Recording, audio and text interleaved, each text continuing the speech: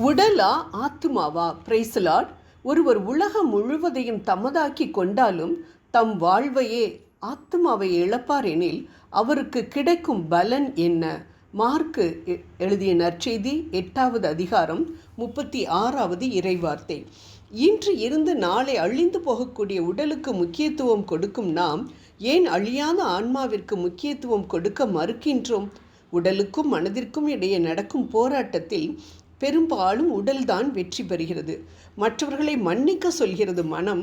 ஆனால் அவர்களை நேருக்கு நேர் பார்க்கும் பொழுது உடல் வேறு பக்கம் திரும்பி செல்கிறது.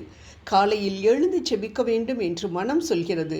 ஆனால் நம் உடலோ சோர்வையும் சோம்பலையும் காரணம் காட்டி ஒத்துழைக்க மறுக்கின்றது.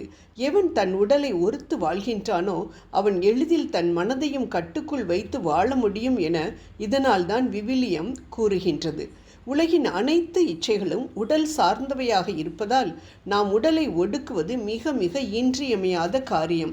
சாத்ராக், மேஷாக், ஆபேத்நேகோ என்ற அந்த 3 வாலிபர்கள் எரிகின்ற அக்கினி சூளைக்குள் தூக்கி போடப்பட்ட பொழுது அவர்கள் அற்புதமாக முடி கூட கருகாமல், தீயின் வாசனை கூட வீசாமல் உயிரோடு வெளியில் வந்தது போல, எவ்வளவு மோசமான பிரச்சனையில் அகப்பட்டிருந்தாலும் இந்த வாலிபர்களைப் போல நாமும் மீட்கப்படுவோம் என்பதில் சந்தேகம் இல்லை.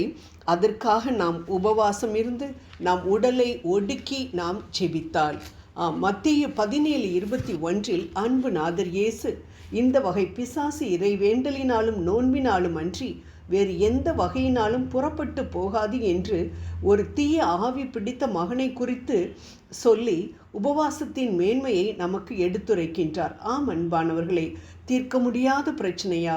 குடும்பத்தில் உள்ள அனைவரும் சிறியவர் முதல் பெரியவர் வரை உபவாசம் இருந்து கைகோர்த்து ஜெபிப்போம். அழித்தே ஆக வேண்டும் என்றிருந்த நம் தேவனின் மனதை நினிவே நாட்டு மக்களின் உபவாச ஜெபம் மாற்றியது போல யோனா 3:10 நம் உபவாச ஜெபத்தை பார்த்து நம் தேவன் நம் பிரச்சனைகளை மாற்றி போட வல்லவராயிருக்கிறார் என்பதை நாம் ஒருபோதும் மறக்கக்கூடாது. உபவாச நாளை முன்குறிப்போம். அனைத்து வேலைகளையும் விட்டுவிட்டு குடும்பமாக ஆண்டவரின் பாதத்தில் அமர்வோம். ஏதோ நான் இன்னைக்கு கறி சாப்பிட மாட்டேன், மீன் சாப்பிட மாட்டேன் என்று சாப்பிடாமல் இருப்பது மட்டும் பெரிதல்ல. அது நமது வயிற்றுக்கு செய்யக்கூடிய ஒரு நல்ல காரியம், அவ்வளவுதான். ஆண்டவரின் பாதத்தில் அமர்ந்து அவரிடம் ஜெபித்து நமது வேண்டுதல்களை சொல்லி நமது பாவங்களுக்காக நாம் மனம் வருந்துவது தான் உண்மையான உபவாசம். இந்த உபவாசம் செய்து வெற்றியடைந்த விவிலிய மனிதர்கள் அநேகரை நாம் விவிலியத்தில் பார்க்கின்றோம்.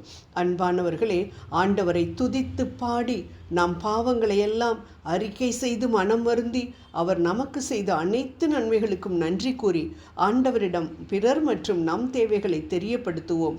நிச்சயம் நம் ஆண்டவர் உபவாச ஜெபத்திற்கு பதில் கொடுப்பார்.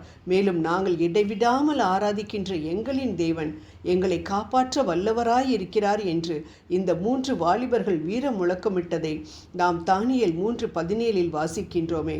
அதாவது துன்ப வேளையில் மட்டுமல்ல, எப்பொழுதும் நாங்கள் இடைவிடாமல் ஆண்டவரை ஆராதித்து கொண்டிருக்கிறோம் என்று சொன்ன அந்த வாலிபர்கள் துன்ப நேரத்தில் தாங்கள் வேண்டாமலே ஆண்டவரிடம் இருந்து அற்புதத்தை பெற்றார்கள்.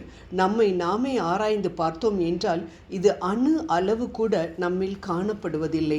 அன்பானவர்களே, எந்த காரியமாக இருந்தாலும், எந்த ஒரு நன்மையாக இருந்தாலும், அது பெரியதாக இருந்தாலும் சரி, சிறிய நன்மையாக இருந்தாலும் சரி, உடனே நன்றி ஆண்டவரே என்று நாம் மனம் சொன்னால் நாமும் இந்த ஆராதனை வீரர்களைப் போல ஒரு ஆராதிக்கக்கூடிய மனிதர்களாக காணப்படுகின்றோம். துதிகளின் மத்தியில் வாசம் செய்யக்கூடிய ஆண்டவர் நிச்சயம் நம் ஆராதனையை ஏற்றுக்கொண்டு நமக்கு நிறைய நன்மைகளை கொடுத்து நம்மை சந்தோஷத்தில் ஆழ்த்துவார் என்பதில் சந்தேகமே இல்லை. ஜெபம் செய்வோம்.